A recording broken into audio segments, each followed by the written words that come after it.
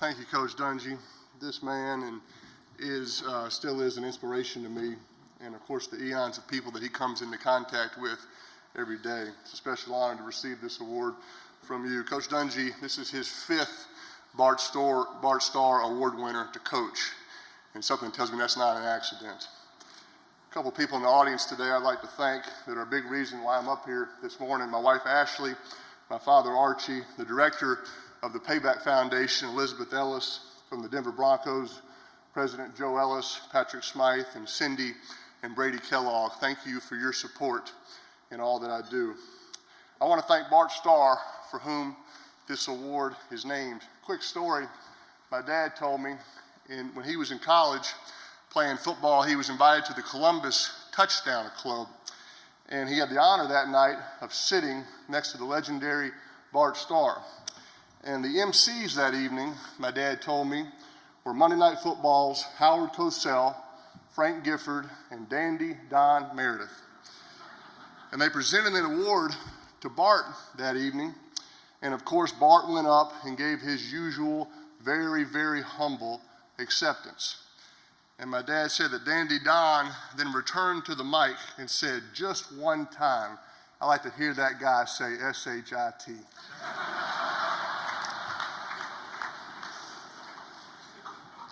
Coach Dungy, we used to say the same thing about you. As you know, due to illness, Bart can't be with us this morning, but of course, he is here in spirit and through his son, Bart Jr. Thank you very much, Bart. Thank you also to Bart's wife of nearly 60 years, Cherry, who, as always, is by his side. I had a wonderful phone conversation with Cherry a few weeks ago when she called to tell me that I would receive this honor. Each of us needs a special someone like Cherry in our lives to support us as players and as the people we are, with our own strengths and frailties, hopes and disappointments. I'm truly honored to be this year's recipient and to follow so many worthy men who have come before me: Steve, Brent, John, Drew. John Lynch is the only other Bronco to be named a recipient of the Bart Starr Award. This award is particularly special because my fellow players are the ones who choose the honorees. The public doesn't hear about them all of the time, but there is no shortage of men in this league who, despite the cost, take on the role of leader on and off the field. To this year's finalists, Saints tight end Benjamin Watson and Raiders defensive end Justin Tuck, you have my respect and admiration. And to so many of my fellow Denver Broncos, I'm so honored to work side by side with all of them. So many of them live what this award is all about each and every day. People like linebacker Brandon Marshall, who hosts a clothing drive for survivors of domestic violence. Offensive lineman Ben Garland, who privately through his foundation works to end sex trafficking. Linebacker Von Miller provides low-income Denver youth with eye care needed to win in the classroom. And there are too many others to name. We know the expectations that come with being in the NFL today. Where there weren't very high expectations of Bart Starr back in 1956, he was drafted in the 17th round, the 200th player overall. But somehow, Bart Starr transcended those expectations and became MVP of Super Bowls I and II. A member of the Hall of Fame, Bart made a meaningful and lasting impact on this league and to this day to everyone he comes into contact with. The man for whom this award was named stands as a true champion and among the all-time greats of this game. Think about it. At the heart of a champion is character. It doesn't come with ease. It's rarely forged in quiet times. It takes trial and suffering to strengthen people at their core, to inspire ambition, and to achieve any real measure of success. But as Abraham Lincoln once said, nearly all men can stand adversity. If you want to test a man's character, though, give him power. There is no doubt that we in this league have power, and we will be remembered by what we do with that power. For very many reasons, I treasure all that the NFL has given to me and my family. However, it's not the trophies or the accolades or opportunities to be on national television on Sundays. It's not the paychecks, the Papa John's pizzas, the opportunities to hum a familiar jingle, or even being lampooned on Saturday Night Live. What I appreciate most from this league is the platform that this awesome game gives me. Because of football, I have the opportunity to impact the lives of everyday people who will never run onto an NFL field and may never even step foot into one of our magnificent stadiums. Without football, there wouldn't be a Payback Foundation.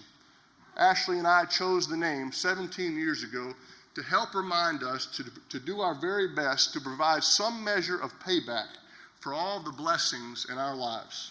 Through the Payback Foundation, Ashley and I try to do what we can to help people in need in Colorado, Tennessee, Louisiana, and Indiana, the 4 areas that have made a huge impact on both of us. Our foundation especially focuses on helping at-risk kids. There's something about a kid's eyes when he or she looks up at me or reaches for my hand that grabs at my heart. That's why we're so committed also to helping desperately sick children and their families who are seeking what most often see as medical miracles. They and their families put their faith into the brilliant and caring staff at Payton Manning Children's Hospital in Indianapolis. We are deeply proud to be associated with and to support this hospital's remarkable group of health professionals.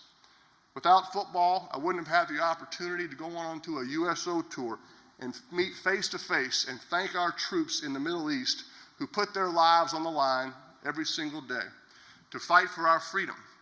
As short as our off season is, they don't have any off season at all.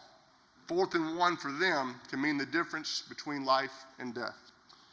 The word completion for a quarterback carries with it a certain meaning, something that's very easy to calculate, document, and build on. As difficult as it is to pass for a completion against a Darrelle Revis or Richard Sherman, making a completion in life isn't nearly as simple to quantify or qualify. To a person in business, education, government, or other professionals, the word completion is notably weightier, more complex, and significantly harder to achieve. And only we can decide what that means in our lives. I recognize that the people in this room this morning are true NFL fans. To you I say, expect more from us than a record number of passes and overtime victories, than punishing tackles and heroic blocks. Because when you and other members of the public expect more, history shows we in the NFL deliver more. To my peers in this incredible league, expect more of yourselves. Because when we expect more Sunday after Sunday, Thursday after Thursday, Monday after Monday, we find ways to give more, to dig deep, and to find the answer that will take our teammates and us one step closer to professional success. Then I suggest that we don't just stop there. We need to go a step further and think about Tuesday and Wednesday, Friday and Saturday, and how we can make an imprint, not just on our fans, but on everyone in our communities, around the nation, and around the globe. That's when we can make an imprint on people who have never cheered us on game day, even those who will probably never display the name of their favorite team on a cap or a t-shirt because they probably don't have a favorite team. When we can move people who have never been NFL fans, that's when we can look each other directly in the eye and say, we did make a difference. I am humbled and grateful for this award. Thank you very much, and God bless you.